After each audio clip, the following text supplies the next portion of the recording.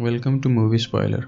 तो आज हम देख रहे हैं अर्तुगरुल सीरीज की एपिसोड 36, जिसका स्टार्ट कुछ यूँ होता है कि अर्तुगरुल वापस हलब की तरफ रवाना हो जाता है और महल के अंदर नासिर अल अजीज को बता रहा होता है कि अर्तुगरुल ने अपनी सच्चाई सामने आ जाने के डर से अस्मा को जिंदा जला दिया है। उसने उसे बहुत ही दर्दनाक मौत दी है, जिस पर अल अजीज को बहुत ज्यादा अफसोस होता है। और उसके बाद वो नासिर से पूछता है कि तुमने दरगाह के दरवेशों को क्यों मारा है, जिस पर नासिर कहता है कि जनाब उन्होंने शरीयत के खिलाफ काम किया और सल्तनत के गद्दारों को दरगाह में पनाह दी। मुझे डर है कि अब ये मामला इब्न उल अरबी तक जा पहुंचेगा। नासिर के ये कहने की देर थी कि अल अजीज तैश में आ जाते हैं और नासिर से कहता है कि जुबान संभाल कर बात करो। अगर आइंदा तुम्हारी जुबान पर इब्न उल अरबी का नाम भी आया तो मैं तुम्हारा वो हश्र करूंगा कि तुम सारी जिंदगी भूल ना पाओगे। और फिर नासिर के जाने के बाद हलीमा सुल्तान अल अजीज के पास आती है और कहती है कि आपने मुझसे पूछा था कि मैं शादी पर क्या तोहफा लूंगी, जिस पर अल अजीज खुश होकर कहता है कि हलीमा सुल्तान आप बताएं कि आपको क्या चाहिए। तो हलीमा सुल्तान कहती है कि आप काई कबीले को हलब से ना निकालें और उन्हें माफ़ कर दें, जिस पर अल अजीज पहले तो परेशान हो जाता है लेकिन फिर हामी भर लेता है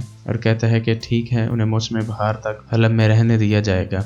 उसके बाद शहजादा नुमान को दिखाया जाता है जो एक खत लिख रहा होता है और नासिर भी उसके पास ही खड़ा होता है। जब वो खत मुकम्मल कर लेता है तो नासिर को देता है, जिसे देखकर नासिर कहता है कि आपने बहुत ही जामे और मुख्तसर खत लिखा है। उम्मीद है ये खत तुर्कों के लिए मौसर साबित होगा। शहजादा नुमान का ये खत दरअसल तुर्कों को सुल्तान अलाउद्दीन के खिलाफ बगावत पर उकसाने के लिए होता है। जब नासिर वहाँ से चला जाता है तो हलीमा सुल्तान अपने बाप से कहती है कि बाबा आप ऐसे तो बिल्कुल भी नहीं थे, ये आप क्या कर रहे हैं? आप अपने दादा अरसलान और उसकी रियासत से बगावत कर रहे हैं। और छोटा शहजादा येगिद जो वहीं पर मौजूद होता है वहां से चला जाता है और सीधा अल अजीज के पास जाता है और उससे पूछता है कि जब बाबा जायज तरीके से अपना हक हासिल करने के बाद सुल्तान बन जाएंगे तो क्या मैं उनका वली अहद नहीं होऊंगा? जिस पर अल अजीज कहता है कि बेशक आप ही उनके वली अहद होंगे। तो शहजादा येगिद कहता है कि फिर मुझे तुर्क हामियों से मिलने क्यों नहीं दिया जा रहा? जिस पर अल अजीज कहता है कि मैं खुद आपको कल सलाहुद्दीन अय्यूबी कारवान सराय में होने वाले अजलास में लेकर जाऊंगा। जिसके बाद शहजादा येगिद वहां से जाता है और भागता हुआ हलीमा सुल्तान और लैला सुल्तान के पास आता है। इनकी आया भी उन्हीं के पास मौजूद होती है तो उन्हें बताता है कि मैं एक खबर लेकर आया हूँ। नासिर तुर्कों को बगावत पर उकसा कर सलीबी और अय्यूबियों के दरमियान एक बहुत बड़ी जंग की तैयारी कर रहा है। हमें ये बात जल्द ही अर्तुगरुल भाई को बतानी होगी। उसके बाद सुलेमान शाह को दिखाया जाता है जो कि अपने घोड़े पर सवार होकर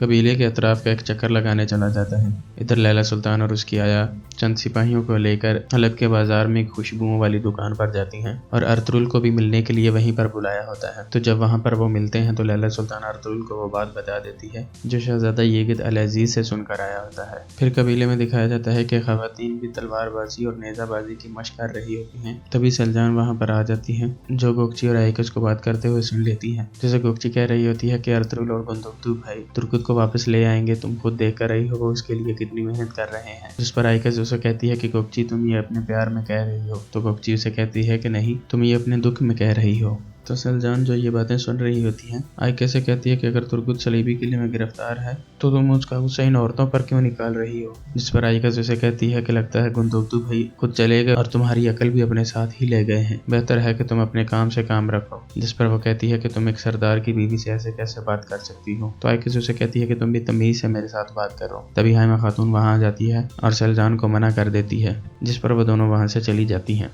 कुर्दोगलू वहां पर खड़ा होता है जहां पर मर्द तलवारबाजी और तीरंदाजी की मशक कर रहे होते हैं। तभी सुलेमान शाह भी अपने घोड़े पर सवार वहीं पर पहुंच जाता है और आकर कुर्दोगलू से कहता है कि अपनी तलवार निकालो और फिर उसके साथ लड़ना शुरू कर देता है। कुछ ही देर में सुलेमान शाह उसकी तलवार गिराकर अपनी तलवार उसकी गर्दन पर रख लेता है और फिर सिपाहियों से मुखातिब होकर कहता है कि अगर तुम अपनी आज़ादी और अपना वकार कायम रखना चाहते हो तो जंग की तैयारी करते रहो, क्योंकि तुम्हारी बका के लिए यही जरूरी है। उसके बाद हलब से एक कमांडर आता है जो सुलेमान शाह से मिलता है और सुलेमान शाह के साथ बहुत बदतमीजी से बात करते हुए कहता है कि अल अजीज ने तुम लोगों को यहाँ रहने की इजाज़त देती है, लेकिन उसके लिए कुछ शराइत हैं। जिस पर वो अपनी शराइत बताता है कि शहाबुद्दीन और अर्तुगरुल को अल अजीज के हवाले करना होगा और अल अजीज से इत्तेहाद करके सल्जुकों के खिलाफ जंग करना होगी। जिस पर सुलेमान शाह अपनी नशिस्त से खड़ा हो जाता है और उसे कहता है कि मैं सुल्तान अलाउद्दीन के इशारे पर अपनी जान भी कुर्बान कर सकता हूँ और अल अजीज को यहाँ से खाक भी नहीं मिलेगी। जाओ, ना तो मुझे तुम्हारी शर्तें मंजूर हैं और ना ही हम तुम्हारी ज़मीन छोड़ेंगे, अब यहाँ से दफा हो जाओ। और इसी के साथ इस एपिसोड का इख्तिताम होता है। अल्लाह हाफिज़।